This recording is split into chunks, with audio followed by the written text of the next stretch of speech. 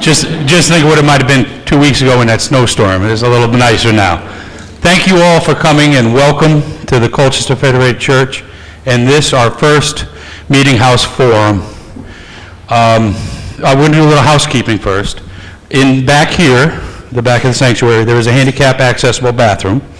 There's also water cups in there if anyone needs. The exits are there and also the one most of you came up here. On the lower level, there are 3 other bathroom facilities downstairs. The exits obviously are there. If you need any assistance, our committee, everyone, there's Kurt, Denise, Mark right over here, and we have 2 deacons. They would give you any assistance if you need. Afterwards, you're invited to a refreshment time down below. I want to thank the people who put that together, who baked, who organized, Dolores Sawchuk, Jeanette Tomlinson, and Odessa Turner, and quite a few other people. It'll be directly below here in the stage room. We'd like to thank all of those who baked, okay. Thank you all those who helped spread the word through the social media and whatnot. We want to thank Gigi and Art Liverant, and who put out the word through the Historical Society, the Colchester Board of Education, the Selectman's Office, the Town Clerk's Office, the Colchester Clergy Association, the Jewish Center of Eastern Connecticut, ABCON, and the UCC of the New London Association, and of course, again, all the social media folks. It was well received. And in the media, we'd like to thank, I think the River East were supposed to be covering it, but they definitely put some blurbs in there. And if anyone has a chance, there's the editorial from last week in the Norwich Bulletin, and also the article from 2 weeks ago, front page, that was truly amazing, that Henny got to see first time going into the dentist. That's what happens when Jimmy Conrad is the editor-in-chief, and he is a member, lives in Colchester here. Throughout Colchester's history, this church, as the founding church, and its various buildings have served as the meeting house for the town of Colchester. And if you think about that, think about the discussions that might have occurred here. You think about colonialization, the American Revolution, Civil War and slavery, up to the Great War to end all wars, and of course then the Second Great War, which we had to have. We are so proud today that this committee, putting on the meeting house forums, that we have Henny here to speak, because her story is history. It's history played out that is important to be told and retold, especially in light of today's news and where we are at. So there is no better way to introduce Henny Simon than simply say, Henny Simon. Thank you. Thank you. Good afternoon, and thank you for inviting me. It's not easy to speak about my life during the Holocaust, but it's so very important, because there are again Holocaust deniers who say it never happened. I can assure you it did happen. I'm an eyewitness because I'm a survivor of the Holocaust. I was born in Hanover, Germany. We Jews had a very normal life in Germany. We were fully integrated into the society. Jews were in all walks of life. I started elementary school in 1931 and had quite a few non-Jewish friends. In 1933, Hitler came to power, and within a year, my non-Jewish friends would neither play nor talk with me anymore. Some kids would even call me "you dirty Jew girl" and many other nasty names. I became an outsider. In 1935, the Nuremberg laws were enacted. Because of these laws, Jews were not allowed to teach in public schools anymore, and all Jewish teachers and professors were fired. That year, I applied to various high schools, but none accepted me because I was a Jew. In 1935, many Jews started to talk about leaving the country, but my father and many other Jewish war veterans said, "We are Germans, we fought for Germany. Sure, we are Jewish, but what can they do to us? We may not have such a nice apartment anymore. We may not have not so much food to eat, and we may even have to work harder. How could they ever imagine that the Nazis would kill us systematically?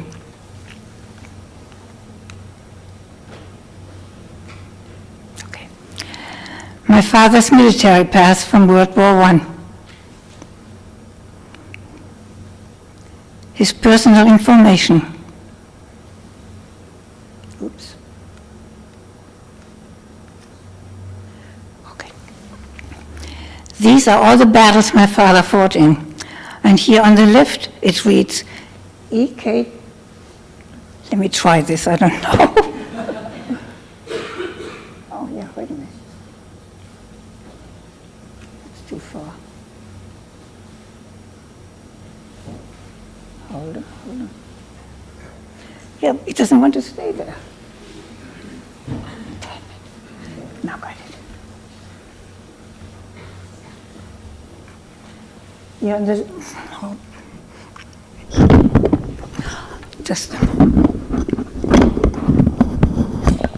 okay. Thanks. Here is the EK2. Which means the Iron Cross of Second Class, which is a Medal of Honor.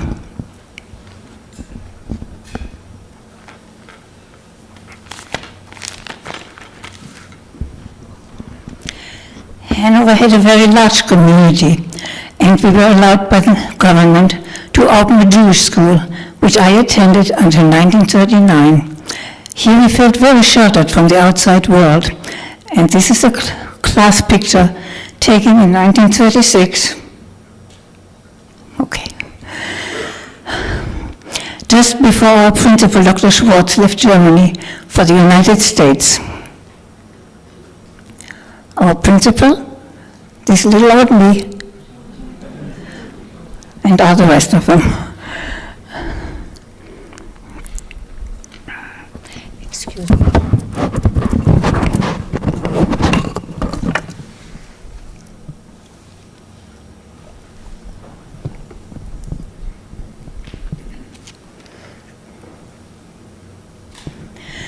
That's a ball game at our school. And I was always smack in the middle. Right there. I loved it. In August of 1937, we were even allowed by the Nazis to have a sport tournament for all Jewish schools of Germany. The meet was in Berlin. I was the only delegate from my school. Before I left, my father promised me an accordion if I won the first prize. Well, I did. And my father bought me a used accordion. I even had lessons, but after a short time the teacher told me that she can't teach Jews anymore. By now, we were not allowed to go to the theater, movies, or any other cultural events. We would go to our athletic field, which belonged to the Jewish Sport Club. There we met with family and friends, and it became our social outlet. At the right... Whoops. Wrong.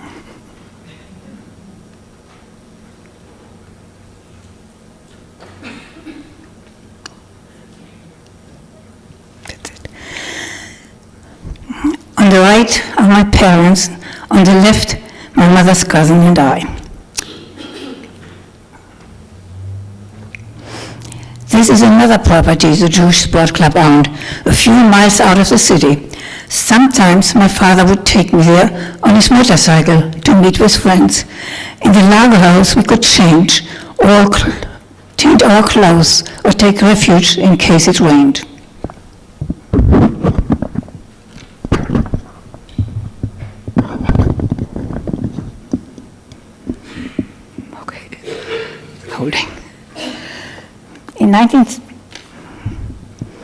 In 1938, during our summer vacation, I went to visit family in another city. When I returned home 3 weeks later, the Nazis had taken my father and put him into jail. The only way to get him out of there was with a visa, which is a document to enter a foreign country. Now my mother worked feverishly to get a visa for him. There always were new decrees against the Jews. In the morning of November 9, 1938, I went to school as usual, by trolley car. I noticed various stores with broken windows. At the station where I got off the trolley was a bedding store owned by Jews. It was completely vandalized. A lot of people were standing in front of it. I was scared and hurried away from there. When I turned at the next corner where the Jewish school was, I already noticed an SS man standing in front of the school. When I, with a few other students, approached, we were told to return home. We turned around and noticed heavy black smoke in the distance. It seemed that there was a big fire. When I arrived back home, my mother already knew what was burning. She received me with the terrible news. Henny, our synagogue is burning.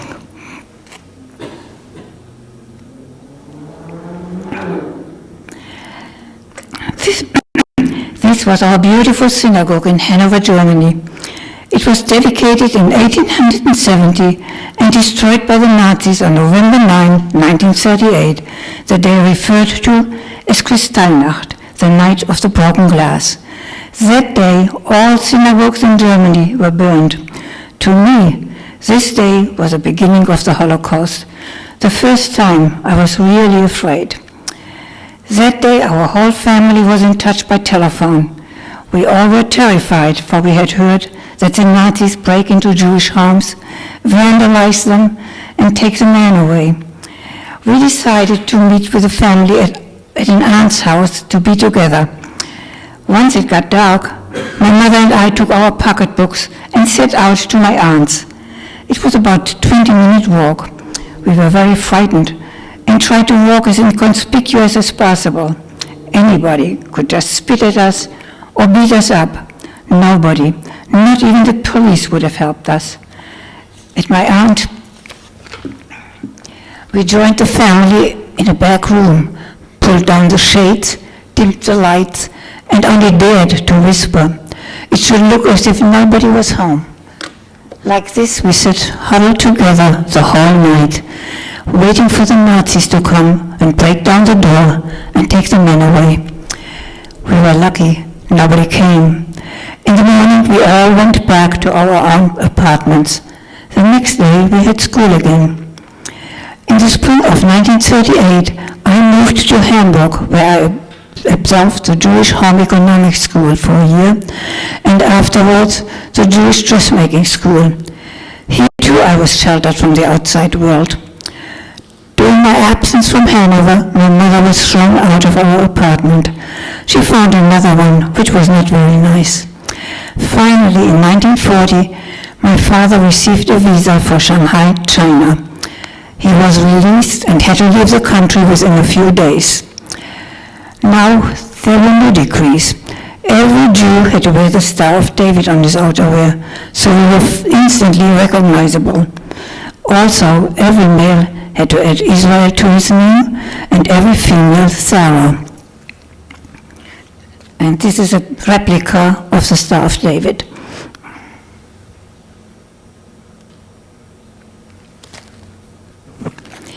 This is the last picture with my parent, taken just before my father left Germany for Shanghai in April of 1940.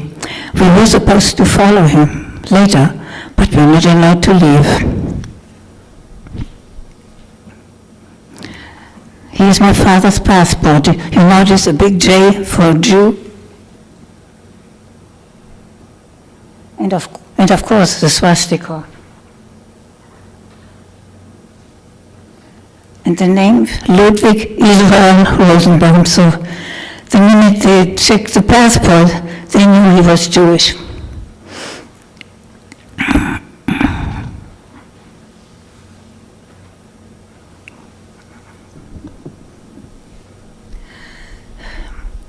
What is that?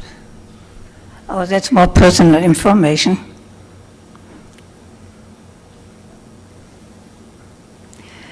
The passport expires on March 21, 1941.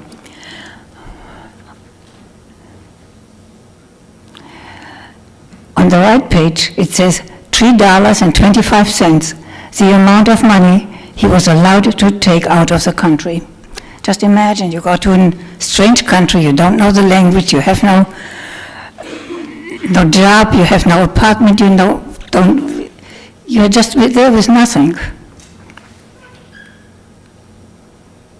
$3.25 or 8 mark and 30 pfennig.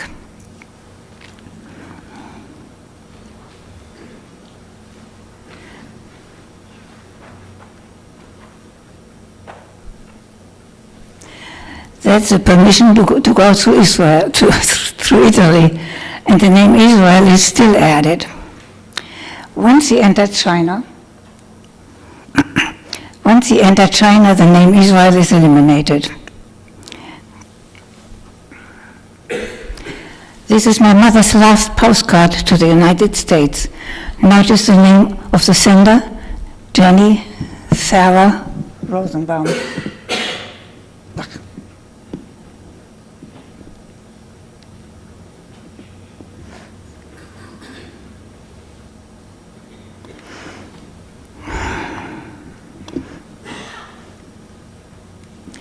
And here you have the translation of the postcard.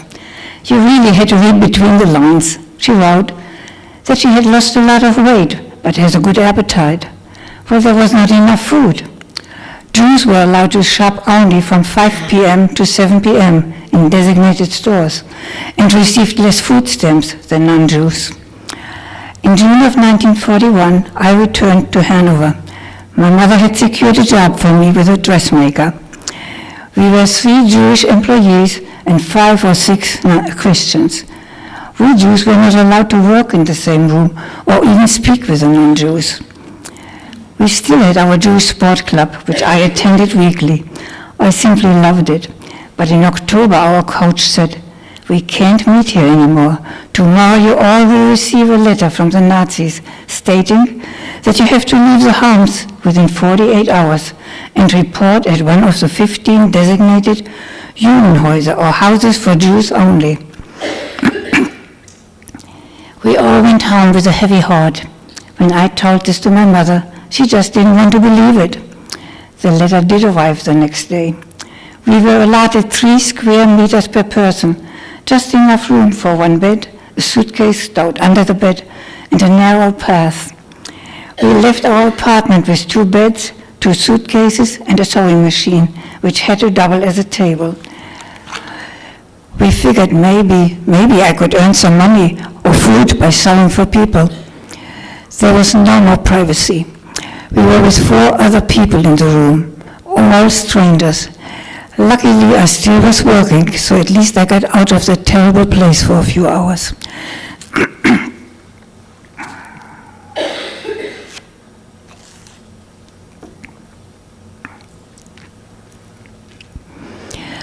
On December 4th, 1941, my mother and I were ordered to the police station.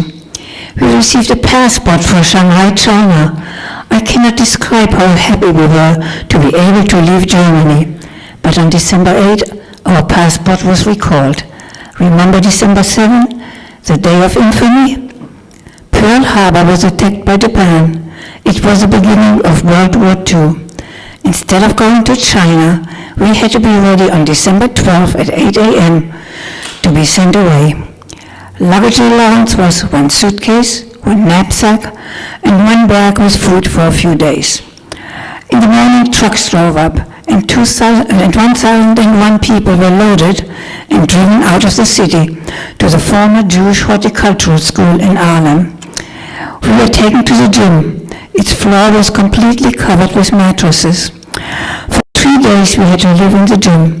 One by one we were called into the office where the Nazis confiscated money, jewelry, etc. I wore a necklace with a Star of David. The SS woman grabbed the necklace and pulled it off my neck.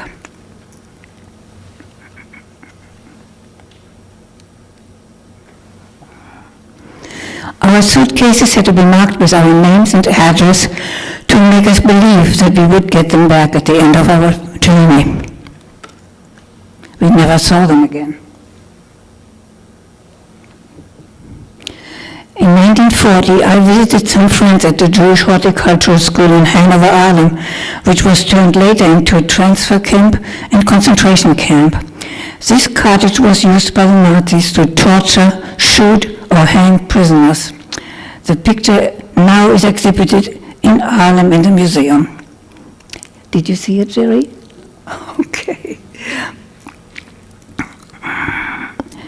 The morning of December 15 was designated for our deportation. Each person was allowed to take one suitcase, one knapsack, and a tote bag with 3-day food supply. We dressed with as many clothes we could possibly wear before we were trucked outside the city to a small train station and loaded onto the train. They wouldn't take us to the main train station because they didn't want anybody to see what's going on.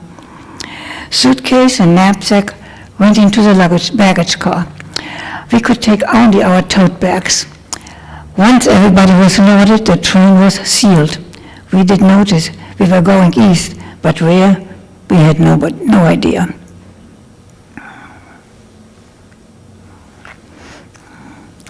This is a copy of the train schedule from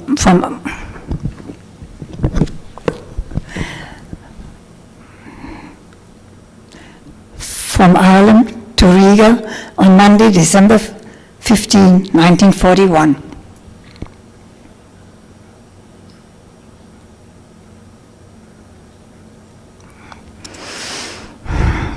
And this is a list of the first transport from Hanover.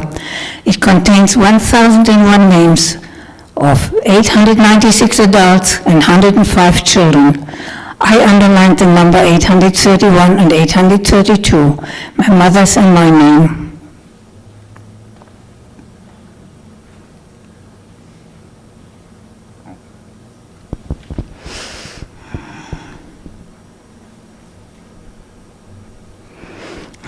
On this European map, I circled the city of Hanover. From Hanover to Riga, and later on from Riga to concentration camp Stutthof in Gdansk.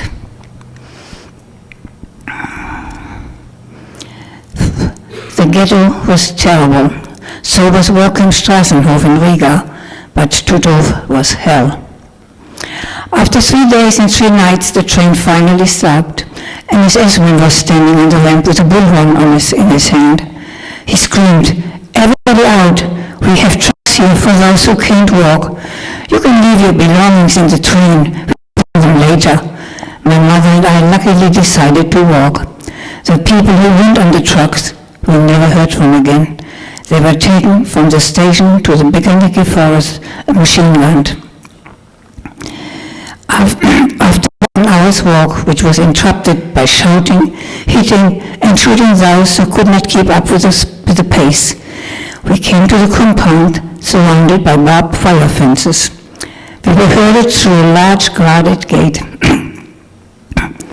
Now we learned from earlier arrivals that we were in the ghetto of Riga in Latvia. It looked like a town with most of the houses unoccupied. A sign hanging over the archway which read,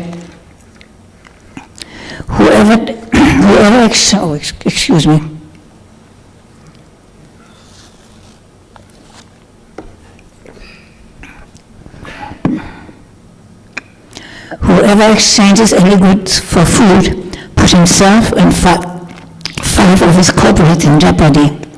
I soon was going to learn the meaning of this. We were led into a courtyard and told to find a room in those empty houses. After a lot of pushing and screaming, we finally ended up in a room on the 3rd floor with 2 other women and 2 men. There were 2 beds, 1 sofa, a closet, a bookcase with a few dishes, and a table. The room had been vandalized. On the table were still plates with frozen food. We later learned that these houses had been occupied by Latvian Jews who had almost all been killed days before our arrival. The few remaining women and men now lived in the Latvian ghetto just next to ours. Now what are we going to do about food? We did not get any rations yet. The only way to eventually find some food was searching in the had unoccupied houses, which were behind barbed wire again. It was forbidden under the punishment of death to go there. The young man and I had to go because we were the youngest and fastest. We went under the barbed wire and slipped into a house. There we found some clothing and a big coffee pot with farina. We put all we could use into a suitcase we had found, and looking left and right, we walked towards the fence. We were almost there when we heard shots. We ran, holding on to the suitcase, and luckily we were not hit. Others were not that lucky. A few days after our arrival, there was an appel, a roll call, for men only. Supposedly, they needed men for working at another camp called Salaspils. Both men from our room were sent. One died from starvation and disease, the other one was hanged.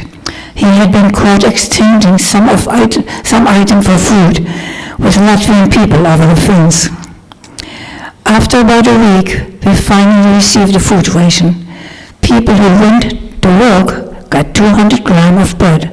Those who didn't received 100 grams. You have any idea how much that is? It's a slice of bread that large and 200 grams that big. That was a food ration for the day. Our constant companions were hunger, cold, and fear. My job was to carry planks from one side of the river Dubrava to the other side and stack them. The river was frozen solidly. Once we had stacked all the planks, we had to bring them back and stack them on the other side again. If it only hadn't been so bitter cold, it would have been bearable, but we did not have the appropriate clothing. My next job was cleaning the still empty houses in the ghetto. We had to sort everything from clothes to kitchen utensils. SS guard was constantly walking from room to room, watching us. As soon as the guard was out of sight for a moment, we would take some warm clothes. If you were caught, it meant death, not only for the person who took something, but 5 of his or her co-workers. They were taken to the cemetery and shot. One girl was caught with a piece of soap. Just imagine, a piece of soap.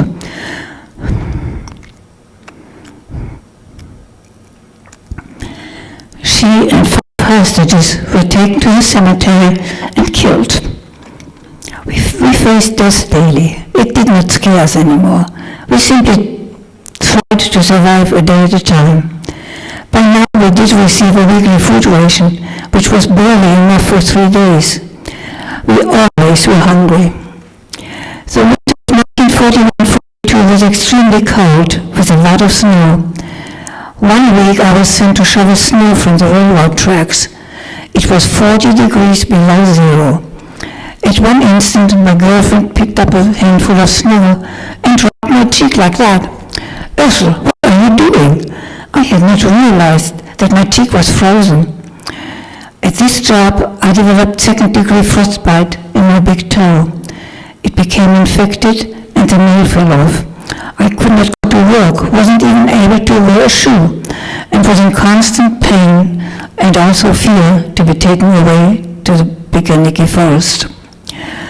In February, the following rumor went through the ghetto. A new camp has been built in Dunamunda, a harbor town at the mouth of the river, the Duna or the Dubrava. Here, a few thousand people were needed to repair fishing nets or work in the fish canneries. It was supposedly easy work, very appropriate for older people or those who could not walk well.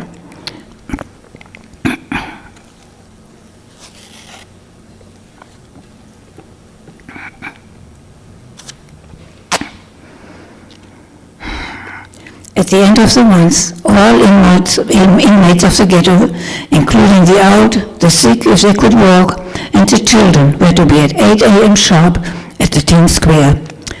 Those who were too sick to leave their room had to be listed and reported to the commandant. My mother could not leave the room anymore and had to be listed.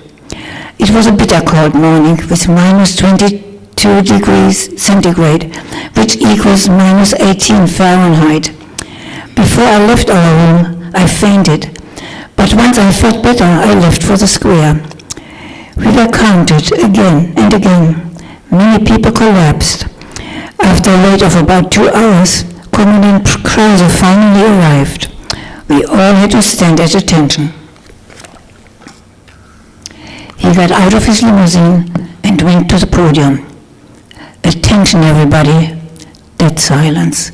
Though almost numb from the bitter cold, nobody dared to move.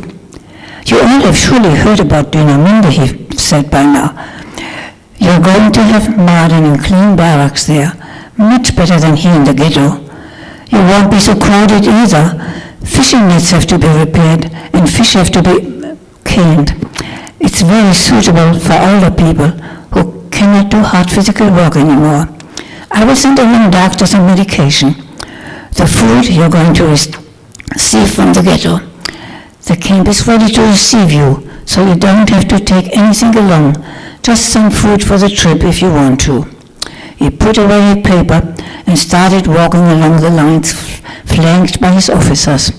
How old are you? What is your profession? Get over there to the left, and you. That whole row, and that one, and those 2 rows. And on he went, using the most derogatory names for those poor souls.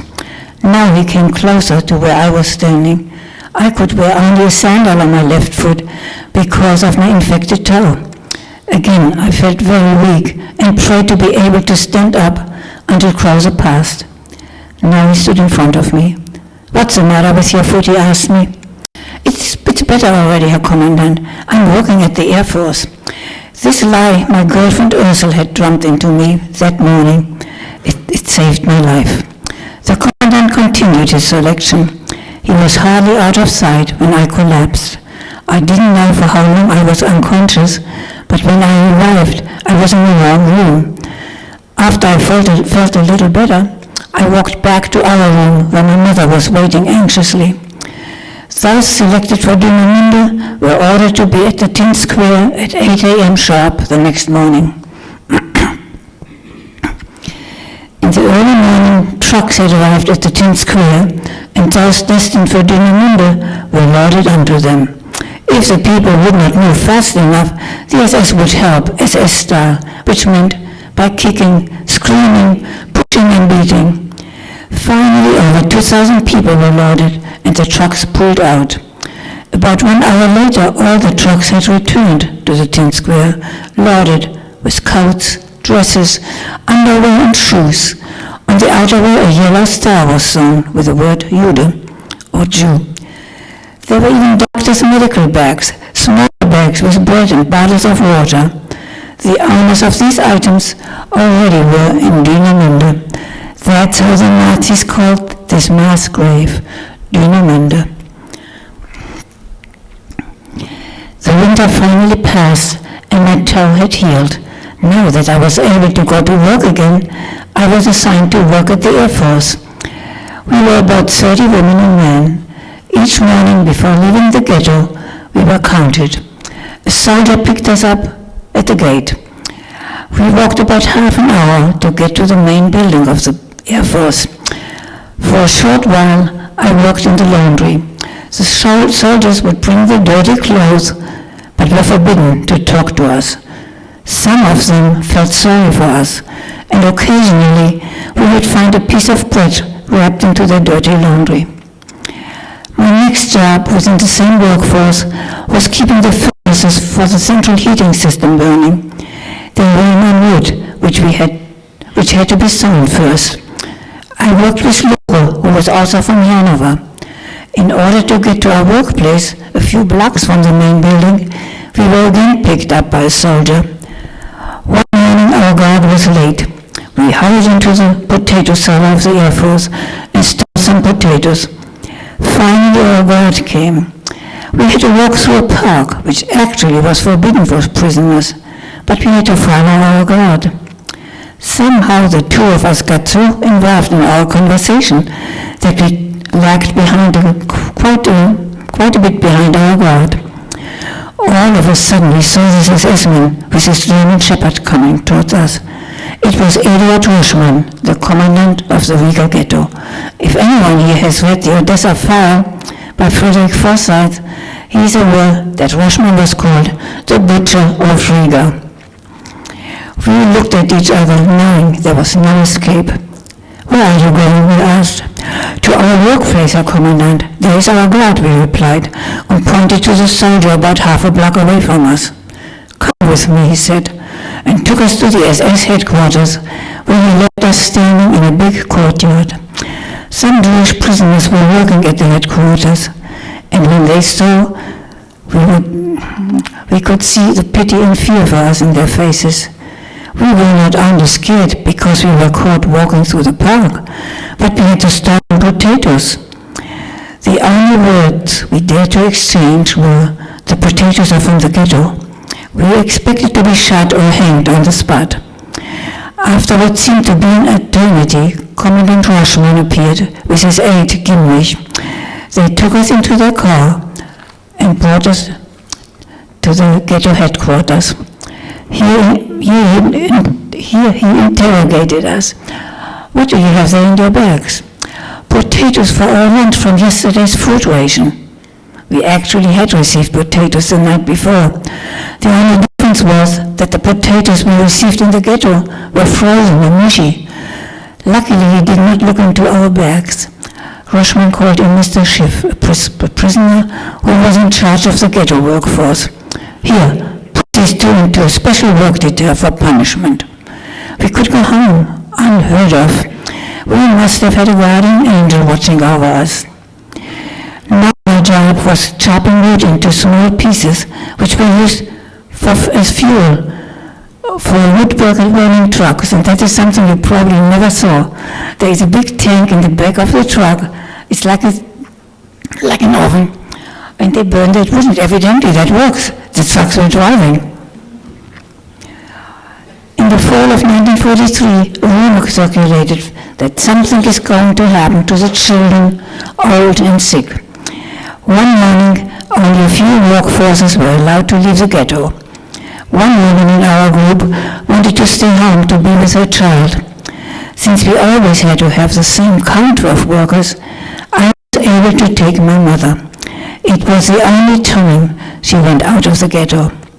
When we returned that evening, a dead silence laid over the ghetto. The rumor had come true.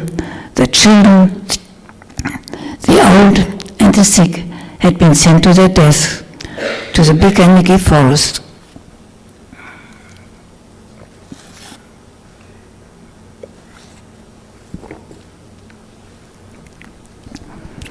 Shortly after that action, and action means roll call, selection, and either sent to another camp or to be killed, we never knew. About a week or two later, the ghetto was disbanded. We all were herded together to be sent to various camps. Of course, we thought the Nazis would kill us all now, but my mother and I ended up in Strassenhof, a work camp on the outskirts of Riga. It was a former factory 3 stories high. Now we were about 500 people on one floor. We slept in bunks 3 stories high and about 6 feet deep. 4 or 5 people in one section. One could not even sit up or turn around. It was awful. Here we had roll call every morning and evening. We were counted and recounted. After the roll call, everybody was in a hurry to get upstairs to receive a slice of bread and something so-called coffee. One morning after the appel, my mother was pushed and fell. She could not get up anymore, and some prisoners carried her upstairs. We went to the camp doctor, also a prisoner. He diagnosed she had a broken thigh. There was nothing he could do. The poor woman had to lie on those shelves and was in constant pain. I had to carry her to the bathroom. It was heartbreaking to see her suffer like that. After about a week, the doctor said he could arrange to have her taken to the main camp, concentration camp Kaiserwald. Supposedly, the camp had a hospital where she could recuperate. After pondering about this suggestion, we decided to accept it. That Friday, when the food supply truck came from Kaiserwald, my wife was put on a wooden stretcher and put in the back of the truck. Through the prisoners who worked on the truck, I received small notes from my mother. These prisoners put their life on the line because it was forbidden to raid. If they would have been caught, it would have meant death. After a few weeks, my mother wrote that they can already walk a little bit, and I started hoping I would see her again soon. But then I heard that there was an action in Kaiserwald, and I knew that the people in the hospital would be the first ones to be taken. I never saw my poor mother again. All the people had been taken to the Bikaniki forest and killed. A few weeks later, a rumor circulated in the camp that something is going to happen to people over 30. Sure enough, one morning at roll call, the commandant of this camp came with a long list. The people that were called, all over 30 years of age, had to step over to the other side of the yard. I overheard one girl asking the guard, "Can I go with my mother?" The guard answers, "If you want to, but you will be sorry." When the roll call was over, the rest of us could go back into the building. We hardly were inside when a few SS men came with dogs and guns, looking for some prisoners who had managed to escape into the building. They found one on our floor. The man ran from his hiding place and jumped out the window into another building. The SS shot him in the back. Okay. At that point, we all were orphans. After it had quieted down, I went to the restroom. All the large storm windows from the factory were stored there. Suddenly I heard a voice. "Henny, Henny." It sounded like a voice out of a grave. I was scared. From behind the windows came Iris, who had managed to hide there. "Henny, help me." I did not know what to do, and told her to hide again until I return. I wanted to discuss this with some other people. We all realized that there was no way to help her, because the Nazis would kill everybody on that floor if they found out. Alice went to the camp elder, who took her away. We never saw her again. This is bothering me to this day. I was asked for help and could not do anything. For the first time, I did not feel guilty for letting my mother go to the main camp after she had broken her thigh, for she could not have escaped this fatal edict. I wouldn't have survived either, because I would have gone with her. Evidently, I was supposed to survive and speak about this terrible time as an eyewitness.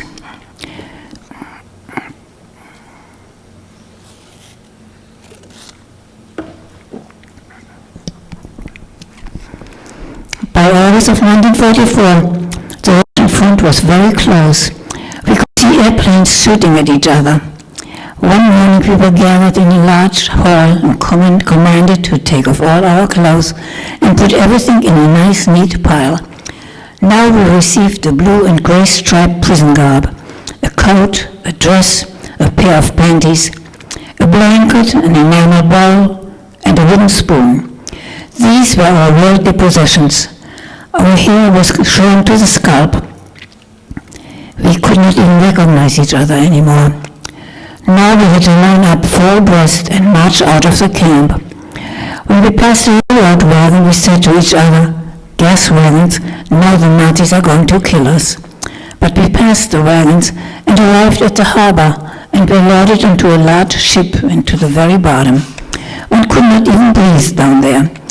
We received neither water nor food. At the restroom always was a long line. An SS woman was standing there with a truncheon and hit us if we were not waiting in a straight line. After driving for 2 days and 3 nights, the boat docked and we were unloaded into an open space in the forest. There was a pump and we were allowed to freshen up and rest for a short while. Every person received 1 whole bread. We could hardly believe it. Now they are going to fatten us so they can make more soap from our bodies. We already had heard that from the human fat the Nazis made soap. and named it RIF, Go in Freedom or Rest in Peace. Now we had to move on, and after a short walk we arrived at an electric barbed wire fence with towers every few yards. Each tower had machine guns. We had arrived at concentration camp Stutthof near Gdansk. This camp was hell, and I still can't bring myself to talk about it. After 3 weeks, about 500 women were selected. I was one of them. We were given fresh prison uniforms and trucked to a new camp. Here we had plywood tents, 50 people to a tent. We slept on the ground on a little bit of straw. Our job was to dig trenches. It was September by now, and the nights were cold. I was assigned to put moss on the roof of the guard because moss is an insulator and would keep the cold out. Since I was pretty athletic, I went on top of the roof to spread the moss, which the other women had to dig and bring from the nearby woods. When the commandant of this camp came to inspect our work, he called me down. I climbed down and scared stiff. "Come with me," he ordered. I had no idea what I had done wrong, and all kinds of thoughts went through my mind. He stopped at the camp's field kitchen and ordered one woman, who was peeling potatoes, to get up.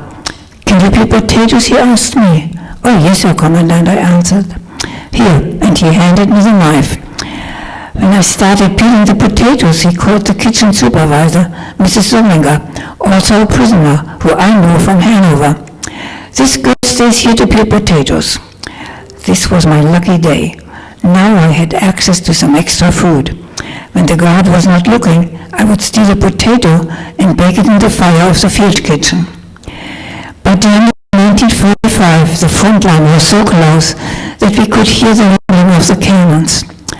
On the morning of the 20th, everybody received whole bread. We had to form a column of 4 abreast and march out of the camp. About 156 prisoners remained behind. We later learned that they all had been killed. We were on the death march. Whoever could not keep up the pace was shot on the spot. During the night, we slept in barns along the way. On January 28, we arrived in Korenowo, Poland, where we ended up in a large prison. I was in a large prison cell with about 10 other women. My friend Putty among them. Putty is her nickname. The prisoners from the kitchen came and brought us bread and said, "You cannot continue anymore. The Russians are only 1 mile out of town." From our cell, we overlooked a hilltop. About 9:30 a.m., one girl screamed, "Come here, look, the Germans are running. The Russians are in hot pursuit." We heard gunshots, and we thought the Nazis were killing us in the very last minute. But no, the doors flung open, and the non-Jewish prisoners shouted, "The Russians are here, the Germans are on the run. We are free."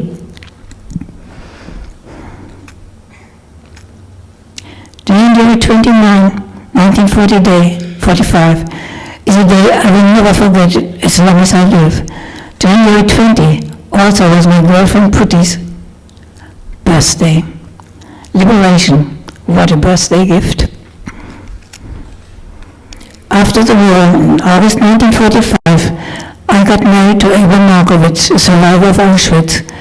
We went back to Hanover, still hoping to find some friends, or maybe even my dear mother. But from our transport of 1,001, only 69 survived. We remained in Hanover until 1949, when we emigrated to the United States and America, where I was united with my father, who had come to the States in 1948 from Shanghai. In 1946, our son Jacob was born and named after his paternal grandfather. Our daughter Jenny, who was born in 1951, was named after my mother, and my daughter is the only American citizen born here.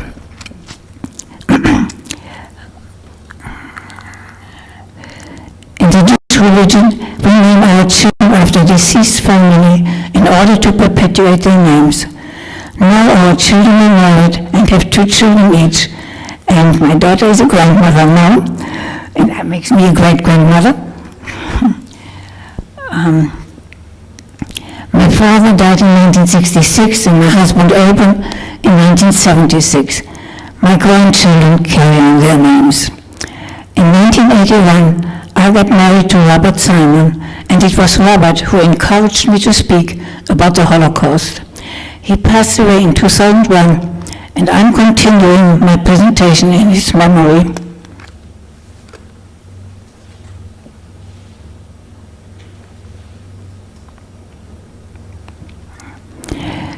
In November 2001, a memorial was dedicated in Riga, Latvia, in memory of the people who were murdered there. I was not able to go to the dedication because after the terror act of 9/11, I was afraid to leave the country. By May 2002, I felt it was safe to go. I took my children and grandchildren to Riga and Hanover. We went to the former ghetto, where this sign was posted on the barbed wire fence surrounding the ghetto, and that was during the ghetto time.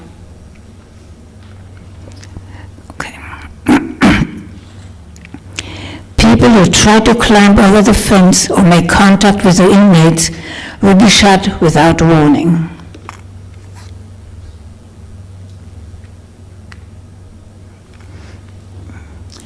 We were unable to go to the room where my mother and I and 4 other people had to live. The room had 3 outside walls, and it was bitter cold in the winter.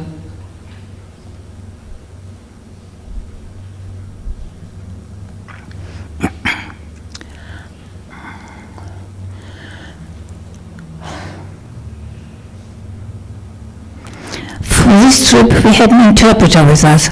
With her help, we were able to see the room which the Russian woman now occupies.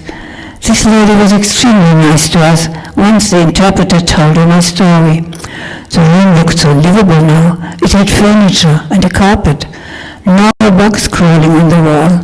I pointed out the extremely wide windowsill to my children.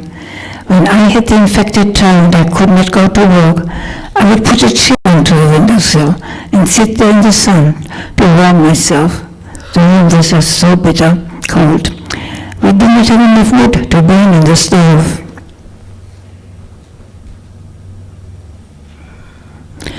The ruins of the Old Synagogue are now a memorial. In 1941, the Nazis locked 300 Latvian and Lithuanian Jews into the basement, then burned down the synagogue. This is a memorial in Riga Bikaniki Forest, where over 20,000 people, mostly Jews, were murdered, my mother among them. The entrance to the path of death.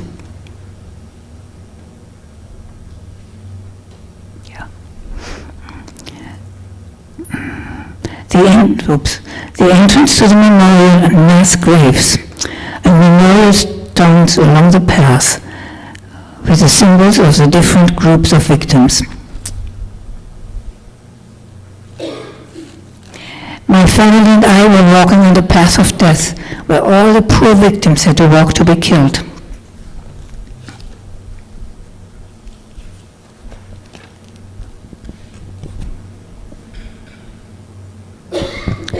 A mass grave.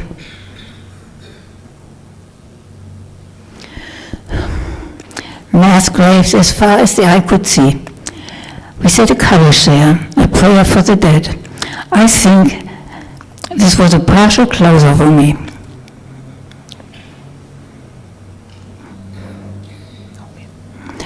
We have now left Riga and gone to Hanover. This house in Hanover, Germany was completely burned out. My husband, Abram Markovich, bought the property and rebuilt the house. We lived there until 1949, when we immigrated to the United States. See the arrows? We lived on the right side.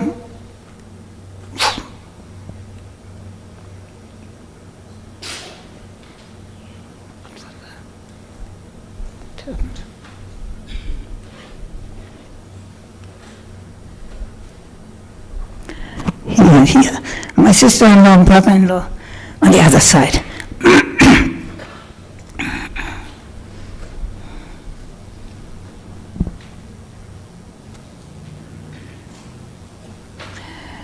Now we went to Warburg in Westphalia, where my father was born.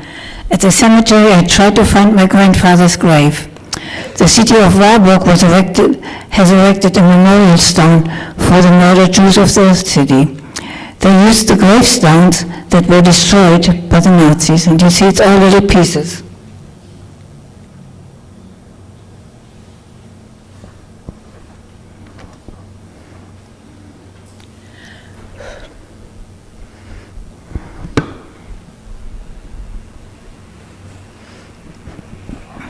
After the cemetery, we went to the museum, where a sketch of the former Warburg synagogue is exhibited.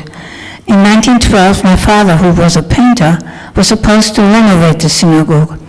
With the estimate for the job, he had to make a sketch of all the paint patterns for the room. This sketch is the only picture in existence of the former synagogue of Warburg.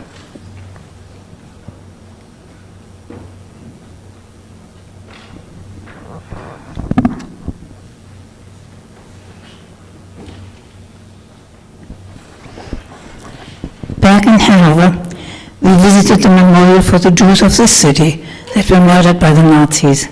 It stands in the center of the city, in front of the Opera House. Over 6,800 names are inscribed there, and the inscription reads, "This memorial is erected in everlasting memory of over 6,800 Jews and Jewesses of Hanover. Many families lived here for generations. Beginning in 1933, they were humiliated, deprived of their rights, driven away, forced to commit suicide, or killed by the Nazis." Just imagine, over 6,800 Jews from one city only. Multiply that by all the cities and towns in Europe, which were occupied by the Nazis, and you may be able to understand the unimaginable number of 6 million Jews. Let's not forget that the Nazis also killed 5 million others. These included Jehovah's Witnesses, women, homosexuals, political dissidents, Slavic people, and mentally and physically disabled people. Never, never again. God bless America, my adopted home.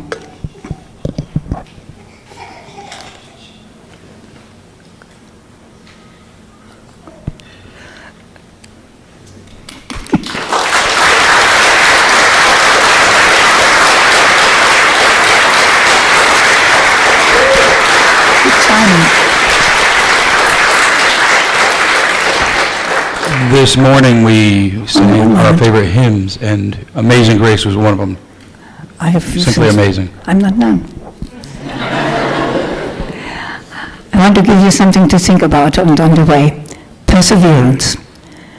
That's my motto, never give up. Perseverance is something I learned in the gathering camps. People who gave up on life didn't even have a chance to survive. I remember my ailing mother's advice when I had a frozen toe and couldn't go to work. I was sick, cold, and so hungry. She said, "It can't get any worse. It can only get better. Once you hit the bottom, you can only go up. You're young, you have to survive." And survive I did. I feel that one of the reasons I survived was because I was young, athletic, and able to work. I always hoped to survive, to see what life was going to be like in a normal world. Hitler took everything from us, our families, our friends, and all our possessions, but he couldn't take away our knowledge and thoughts. One of my biggest regrets was not being allowed to finish my schooling. I realized the importance of an education and cannot stress that enough. My hope is that by hearing my story and the stories of other survivors, everybody will learn to never give up and work to develop perseverance in their own lives. Shalom to you all.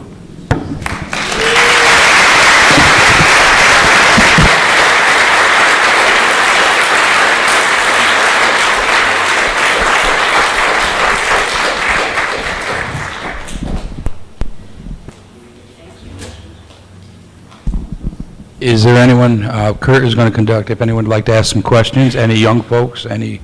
Do you have any questions? Always helps to turn it on. In the back row. Back row? Very good.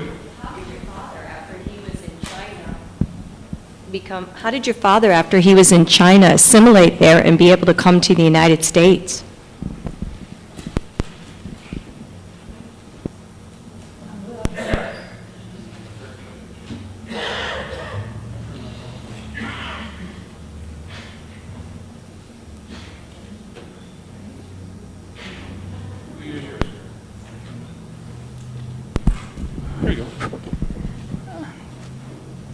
He got a visa to come to the United States. As a matter of fact, he wanted to come back to Germany once he knew I survived. And once he got the visa from America, he was afraid to come back to Germany because we intended to, not to stay in Germany, but go to America, and he wouldn't get a second visa. So he came to America, and naturally, that's where I wanted to go then, to see my father again. And in 49, when I came here, he was there. He recognized me because he left me, I was 15. When I came back with a 3-year-old son.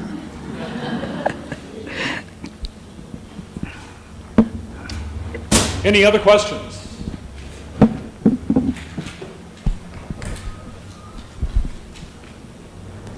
How many actual years did you survive under those horrific conditions?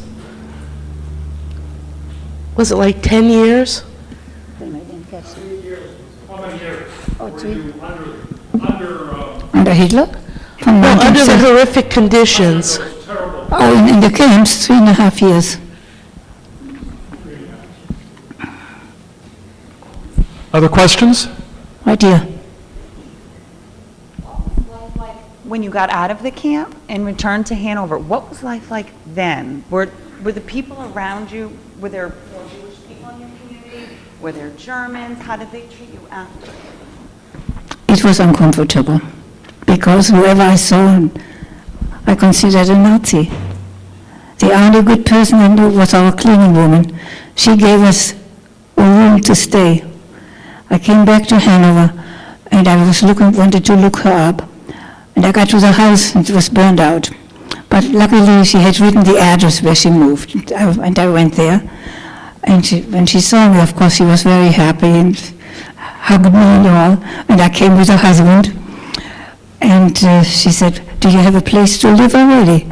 I said, "No, you can stay with us." I mean, she was a German too, don't forget this. Not all Germans were Nazis or were bad. We have just found out, and Jerry was with me, how well we were treated. I was there 2 months ago, December, for the 75th anniversary of our deportation. And we were treated like royalty. Unbelievable. And it's the third time that I was invited by the city. And I feel comfortable there again, which I did not before. So that's my answer. Other questions?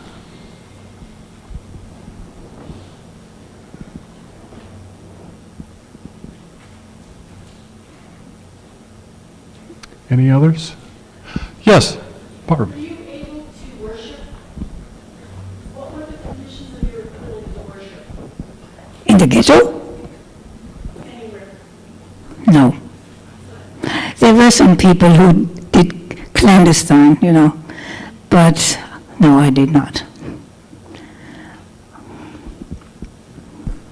I tried to get your memoir, and I went online and I can't get it anywhere, and I was wondering if it is available. No, you can only get it from me, and I have quite a few books with me. If you want it, it's $15 a book. Okay, I can show it to you. 1 moment.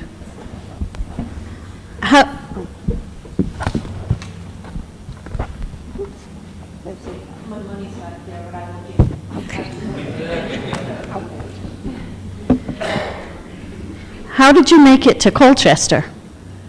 Oh, that's a nice story. Well, we have a few more hours. Okay, so do I. When we came into New York, the Hayes, no, the Joint. the joint, they put us up in hotels.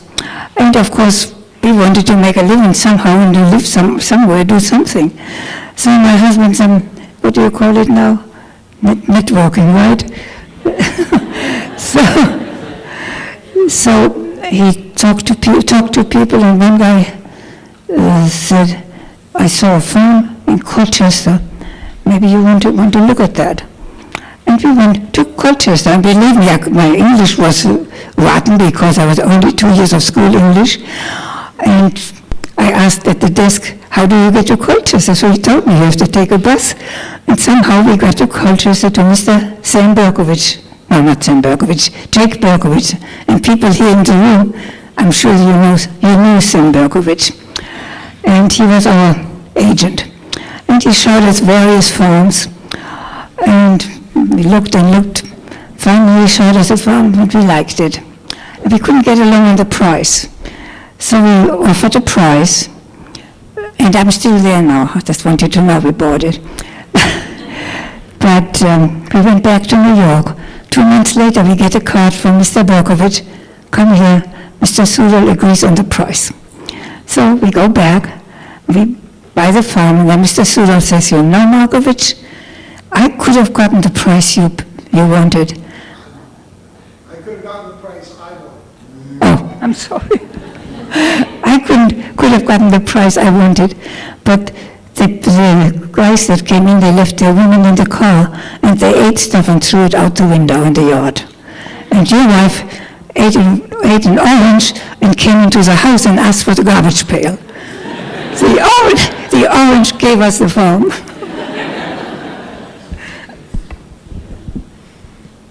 Any other questions?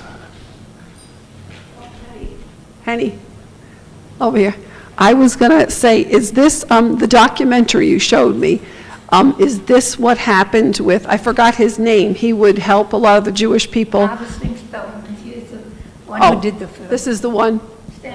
Oh, but that would help a lot of the Jewish people resettle here in Colchester in the farms? Oh, yeah, this is the one. And then a lot of farmers, they were saying the Jewish farmers weren't, some of them weren't as good at, and they started the resorts, like all these resorts. What is it, Frank Davis and all that, yeah. That was very interesting, yeah. Good question about how you got here and what, yeah.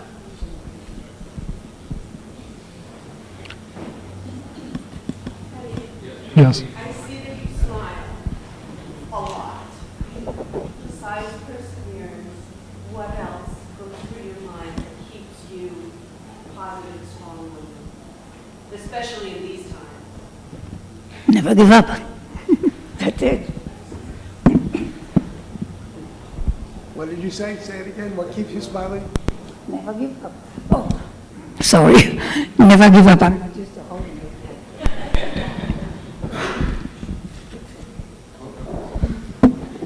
Any other questions? Comments? John?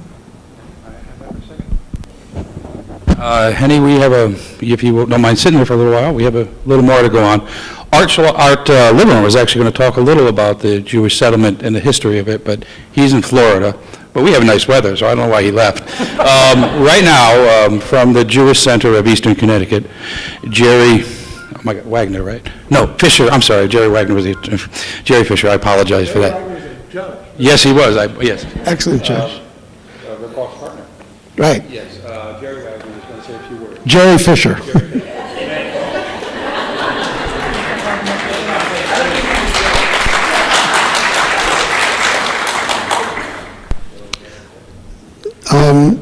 I've worked as the director of the Jewish Federation for 32 years, and I'll probably do it for another 3 or 4 or 5 years.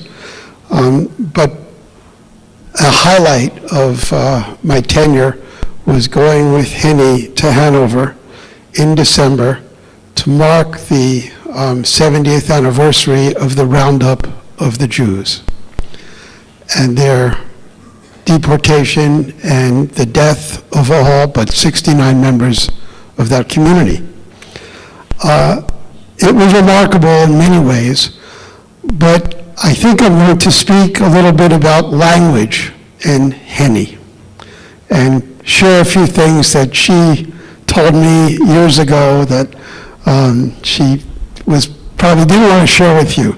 But one of the things that happened when she came to Colchester was that people were angry with her that she spoke German, because the Germans were so horrible and mean. How dare you speak German? To which she, of course, had to say, that's the language I know. I don't know any other language. The irony of it is that when she was liberated and she spoke German, she had to convince the liberators that she was Jewish and not a German Nazi that was running away.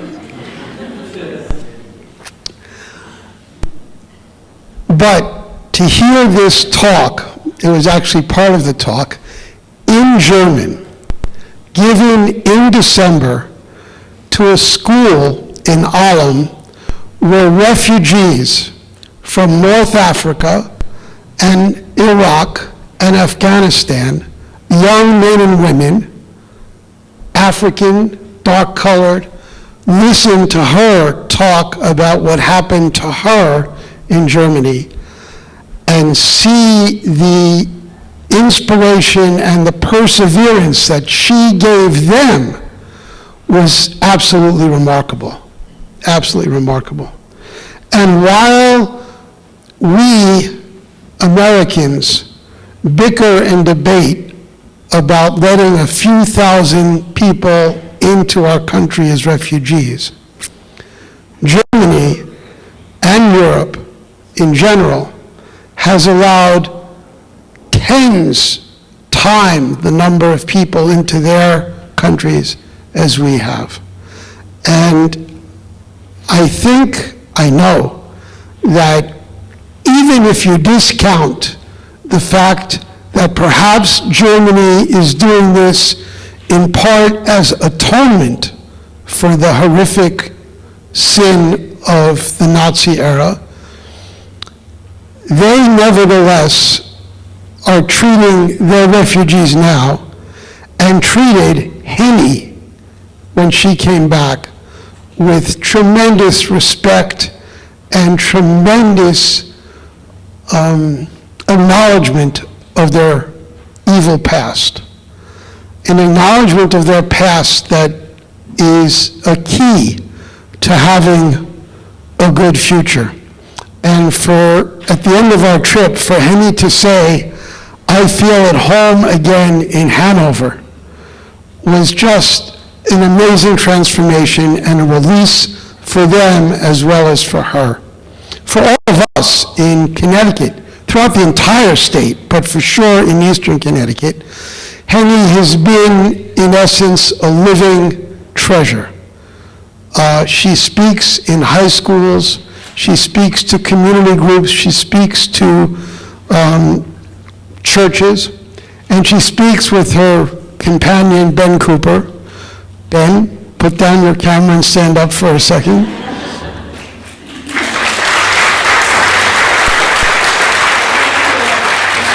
Ben was in the American Army in World War II, was part of the liberation of Dachau.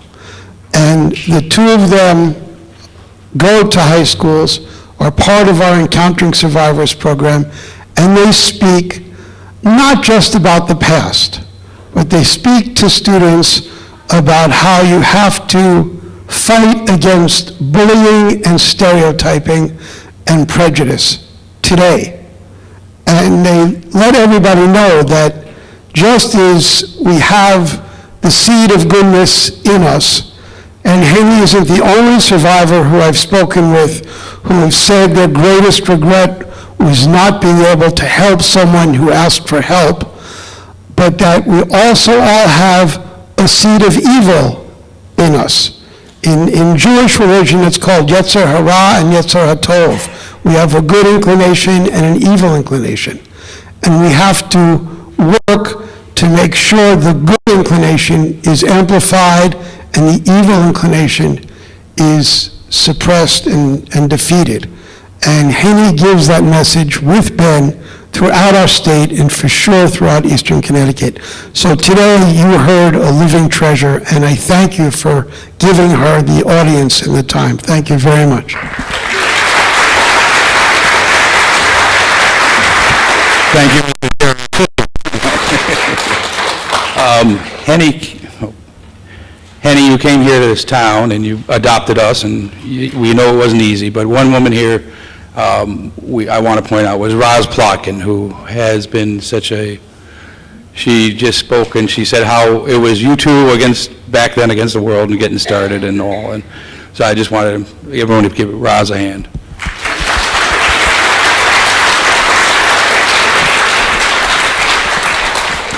And now you came to this town, and we all know you're part of this community, and at this point, Mr. Art Shalosky was supposed to be here, but he couldn't make it. So we're going to call up the town clerk, if you would come forward. Gail Furman, a member of this congregation as well, and she has something for you. First of all, I'm very privileged to be up here standing next to this great lady. I'm just flabbergasted. Oh, it's okay. Since our first selectman, Art Shalosky, couldn't be here today, it is with great honor that I am able to present this proclamation to Henny Simon on behalf of the town of Colchester. Office of the First Selectman Proclamation. Henny Rosenbaum Markowitz Simon. Whereas Henny is a World War II concentration camp survivor, and whereas Henny has overcome great adversity and thrived as a citizen of Colchester, Connecticut, and whereas Henny has dedicated her adult life to teaching and reminding generations of students and adults of the darkest of times in history, and whereas Henny has shared her life with the public through seminars and presentations of Am I My Brother's Keeper throughout the years, and whereas Henny has maintained a lifelong vigilance against hatred and tyranny, and she has shone a light on the darkness of history for future generations. Now, therefore, on behalf of the town of Colchester, Connecticut, I do hereby acknowledge and celebrate the dedication and personal commitment Henny Simon, as well as many communities she has visited throughout her life. Dated this 12th day of February, 2017, Art Shalosky, First Selectman.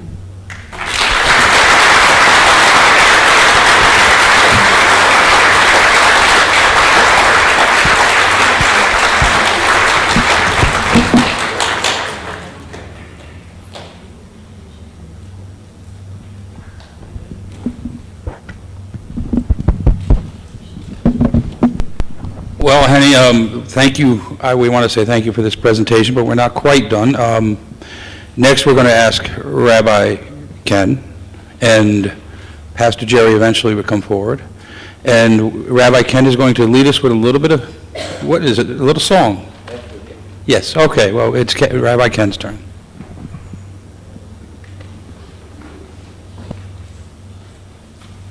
Well, the past 21 years I've been in Colchester, Connecticut. As was pointed out, Henny is a treasure. Many of you know that tonight is the Academy Awards, where the best films of the year are going to be presented. And my goal, I'm looking at one person who will be responsible. One day, I hope in the next few years, we will see a movie about Henny's life and Ben's life.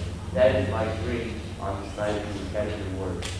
I would like to lead a song that we do many times when we get together, and it's Hinei Matov U'Manayim Shevet Achim Gam Yachad.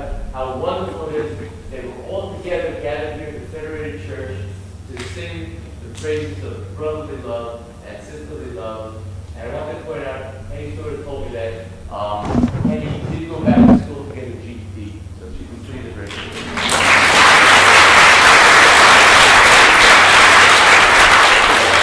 Okay, please join me. Hinei Matov U'Manayim Shevet Achim Gam Yachad. Hinei Matov U'Manayim Shevet Achim Gam Yachad. Hinei Matov, Ya la la, ya la la la la la la la. Hinei Matov, Ya la la, ya la la la la la la.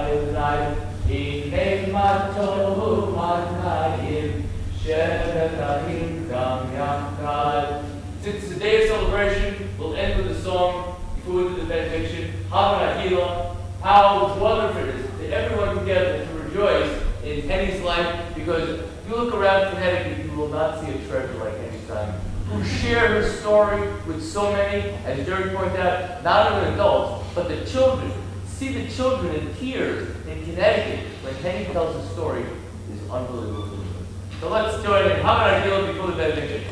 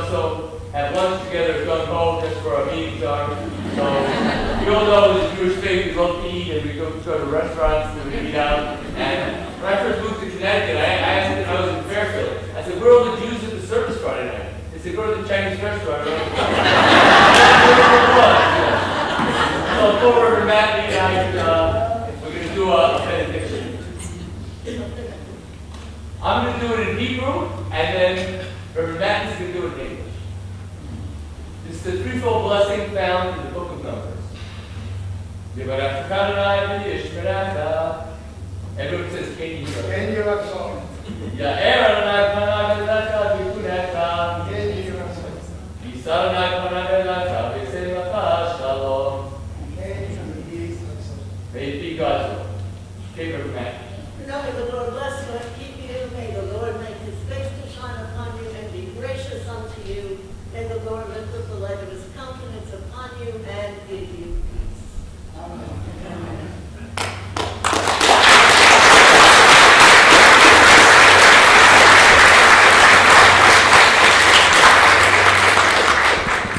There is no rush. There is food downstairs, and but take your time and say thank Henny if you'd like as you walk down. Hopefully Henny will stay with us a little while longer downstairs.